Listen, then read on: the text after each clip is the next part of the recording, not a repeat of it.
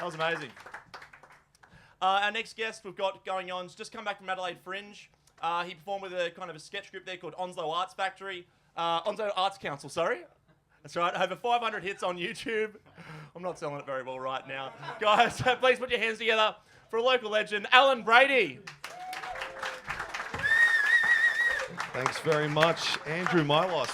Guys, get another round of applause for Superhuman. How good was that guy? Oh my God. I saw that guy first when I was like in year 3. I was about 8 years old, and it was like a demolition derby. And he come out afterwards, and he was upside down, and it blew my mind. My dad took me like to go meet him. He signed like this piece of paper and stuff, and I kept it for years and years and years. Now, 20 years later, I come here today, and I'm stoked. I finally get to meet this dude, right? So I'm walking in here like with all this childhood wonder. I go backstage because I know he's there, and his dick's out.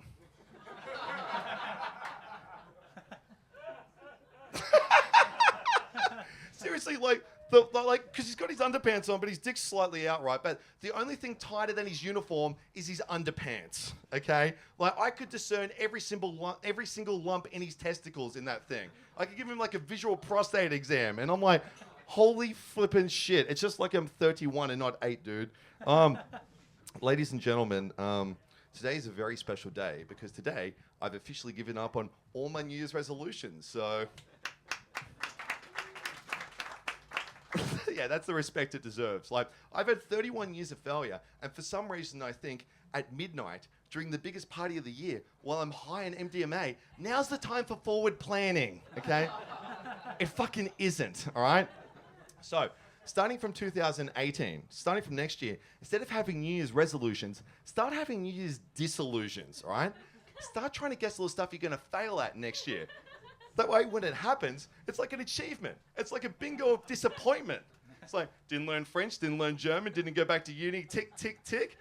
Didn't work out, didn't do CrossFit, didn't go to the gym. Guess he's a little overachiever. Didn't reconnect with my mum, didn't see my nana before she died, didn't work out who I am on the inside, fucking bingo!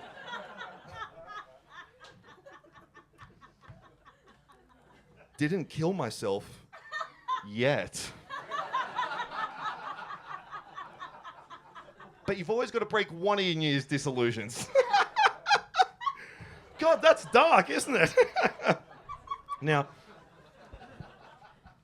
ladies and gentlemen, I'm only up here for a short time, so I'm going to give you guys a little bit of a choice. I've got 2 stories, okay? I have this amazing story about this French guy that is a kung fu master and can use nunchucks.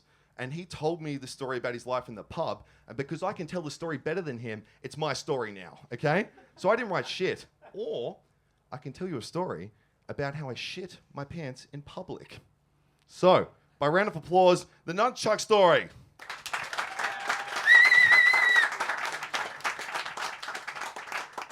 By round of applause, the shitting my pants in public story. Yeah, I wonder which one fucking won. So I work as a filmmaker, and I was working on the Central Coast in this place called Wollombi, okay, which is between sort of Newcastle and the Sydney, but like really, really rural.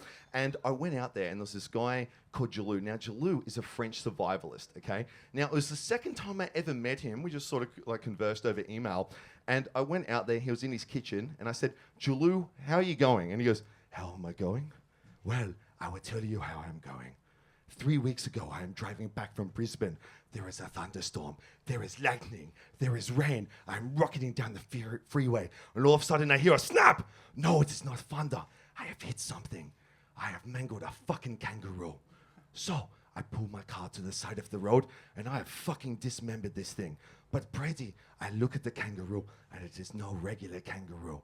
It is a mother, and it has a joey, and the joey is alive. And as you know, Brady, I love life. So as I fling the corpse, then the head of its mother, into the back of my car, I wrap up the joey and I rock it home.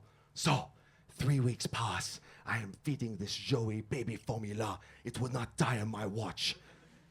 Today, I look at the joey and it is strong. And I know it is time. So, I take the joey to the bush. I put it on the ground and I say to it, go. And it disappears into the foliage. It looks back at me, as I shed a single tear. And I know it is gone forever. And to celebrate, I ate its mother.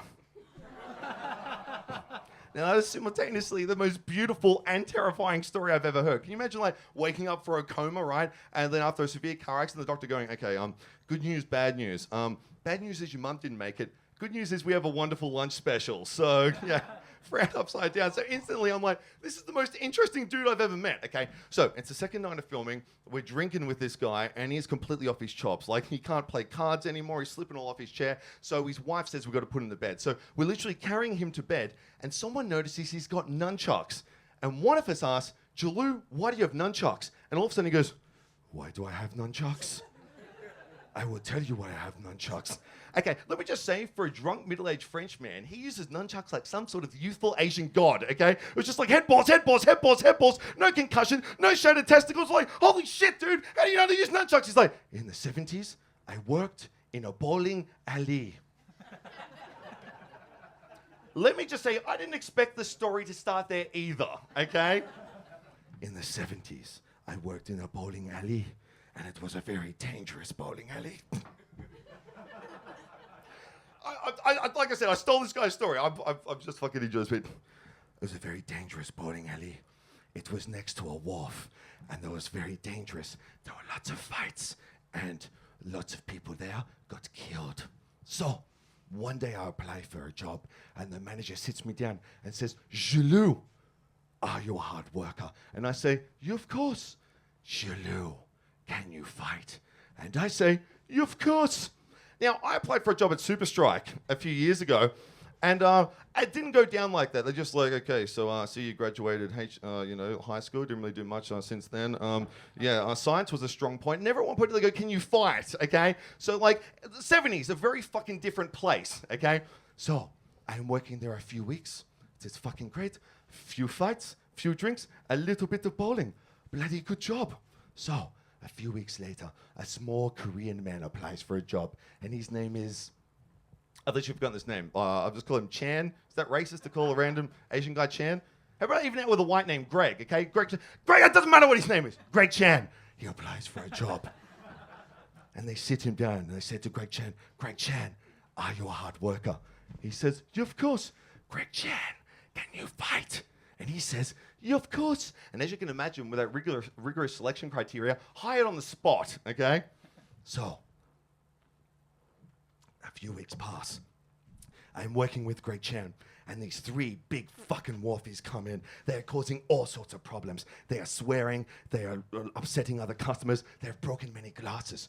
So, my boss says, Greg Chan, go up to those men, tell them to pay their bill, then get the fuck out. So, Greg Chan walks up to them. I cannot hear what he says, but he walks up, and he comes back, and it almost sounds like those men told him to go fuck himself. He waddles back and says, they told me to go fuck myself. So I said to my boss, I will go up there with Greg Chan and we'll fuck these guys up. My boss says, Jalou, you're washing dishes. Greg Chan will fuck these men up. Now, Greg Chan is very small. These men are very big. Greg Chan is a little worried. He looks to the men. He looks to my boss. He looks to me and says, guys, can I get my nunchucks? And my boss says, yeah, of course. So Greg Chan goes and gets his nunchucks, holds them like this, walks up to the men and says, all right, you fucks, you're going to pay your bill and you're going to leave. I'm going to break yours, and especially your face. Now, they begin to laugh at Greg Chan. He is very small. The biggest wharfie drinks his beer, stands up over Greg Chan and swings a punch. And you know what beats a punch, Brady? A fucking nunchuck. So as Jalou said, this guy swung a punch, and then the fucking nunchuck hits it mid-air. And as Jalou said, his fist exploded like bony confetti, okay? So after that was pandemonium. I was just like, face, teeth, head, balls, face, teeth, head, balls, face, teeth, head, balls. There was tongue, teeth, blood, fucking hair everywhere. The place was fucking shut down for the night. The ambulance, the cops, everything, right? The next day, the boss calls me in and says, guys, last night, shit got out of hand. There are 3 men in critical condition in the hospital. One guy might not make it. Guys, I have no choice. Starting from tomorrow, when it comes to nunchucks, we're all learning. Much like that story started, I did not expect it to end there. 70s, very different place. Thank you very much, guys.